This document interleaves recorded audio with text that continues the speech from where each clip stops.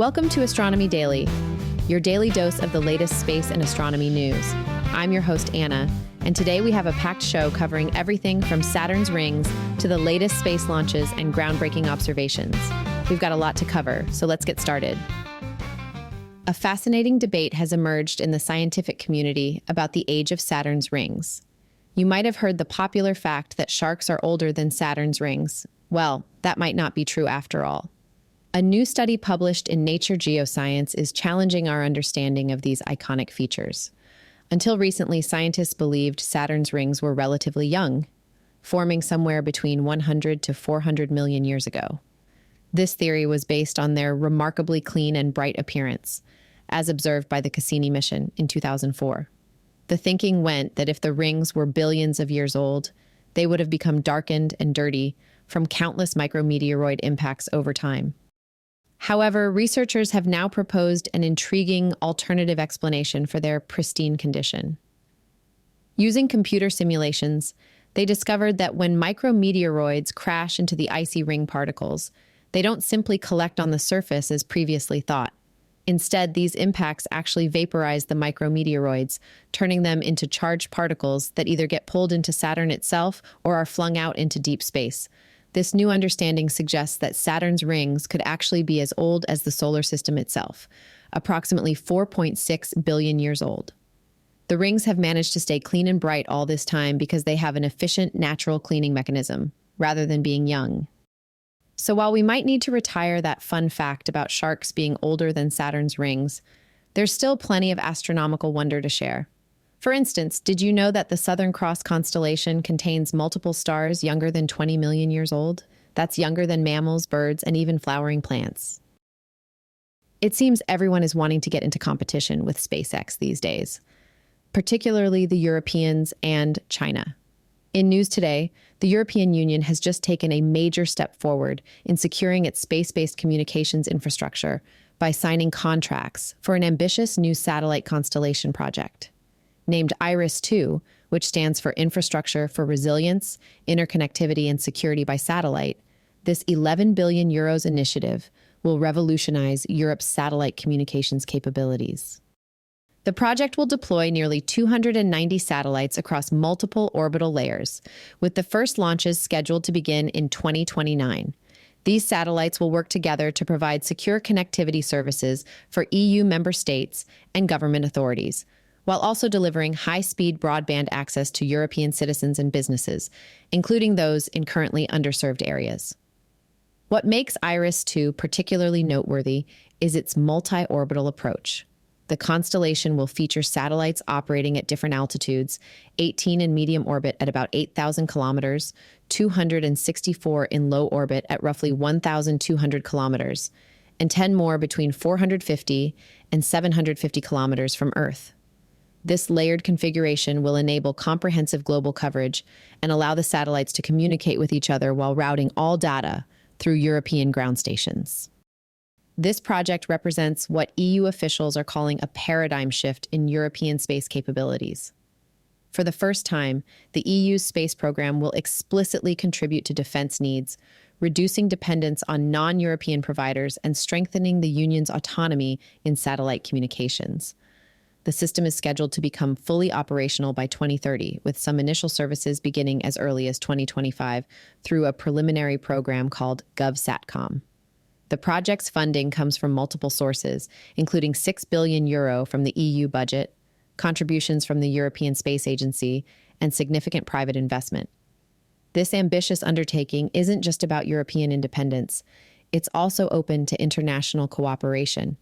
Several countries, including Japan, South Korea, and Australia, have already expressed interest in accessing commercial services through the system, demonstrating its potential global impact. Speaking of SpaceX, the company is gearing up for what could be their most ambitious week yet, with an incredible 7 Falcon 9 launches scheduled. This remarkable lineup showcases the company's growing capability to maintain an unprecedented launch cadence while serving diverse mission requirements. The week kicked off with the successful launch of a GPS satellite for the U.S. Space Force, designated as the Rapid Response Trailblazer 1 mission. This launch demonstrated the military's ability to compress their typical 2-year mission planning cycle into just 6 months, marking a significant advancement in rapid response capabilities. Following this, SpaceX has planned launches for multiple commercial customers, including the O3BM power satellites for SES, which will provide enhanced internet connectivity services from medium Earth orbit. The Astranus Block 2 mission will carry 4 innovative micro-GEO satellites designed to deliver broadband services to specific regions, including the Philippines and maritime customers. The National Reconnaissance Office will also see their NROL 149 mission take flight from Vandenberg Space Force Base, while the Bandwagon 2 rideshare mission will carry approximately 15 small satellites to orbit. The United Arab Emirates Thuraya 4 NGS communication satellite is also scheduled for launch this week. Capping off this remarkable series of launches will be another batch of Starlink satellites, continuing the expansion of SpaceX's global internet constellation. If all goes according to plan, these launches will push SpaceX past 130 missions for the year, further cementing their position as the world's most prolific launch provider. Each of these missions demonstrates not only SpaceX's reliable launch capabilities, but also their ability to support a wide range of customers, from military and intelligence agencies to commercial telecommunications providers and their own satellite internet constellation. NASA's upcoming Davinci mission is set to revolutionize our understanding of Venus with groundbreaking new capabilities. Scheduled for launch in the early 2030s, this ambitious mission will deploy both an orbiting spacecraft and a descent probe to study our mysterious neighbor like never before. The descent probe will be the first of its kind to brave Venus's atmosphere in the 21st century. About 3 feet wide, this specially designed sphere will plunge through the planet's thick corrosive clouds, capturing high-resolution images and taking detailed measurements as it descends. One of Davinci's most exciting targets is the Alpha Regio region, known as a tessera. These unique geological formations, found only on Venus, are thought to be ancient continents that could hold the secrets of the planet's past. The mission will capture the first close-up photographs of Venus's surface in over 40 years. The probe's journey through Venus's atmosphere will be equally groundbreaking. As it descends from 90,000 feet above the surface, it will analyze the chemical composition of the lower atmosphere at regular intervals. This data could help scientists determine if Venus currently has active volcanoes and provide crucial insights into the planet's water history, if there is indeed one. To accomplish these ambitious goals, Davinci will employ cutting-edge technology that wasn't available to previous Venus missions. The probe features advanced ceramic and silica insulation to protect its sensitive electronics from Venus's extreme heat, and specialized acid-resistant materials that are 5 times stronger than steel for its parachute system. If successful, Davinci will help us understand why Venus, despite forming from similar materials as Earth, evolved into such a drastically different world. This mission could finally unlock some of the most persistent mysteries about our nearest planetary neighbor and help us better understand the evolution of rocky planets throughout the universe. Finally today, the iconic M87 black hole, which made headlines in 2018 when scientists captured its first ever image using the Event Horizon Telescope, has now surprised researchers with a powerful and unexpected eruption. During observations in April and May 2018, the black hole produced an intense gamma-ray flare that lasted approximately 3 days, marking its first major outburst since 2010.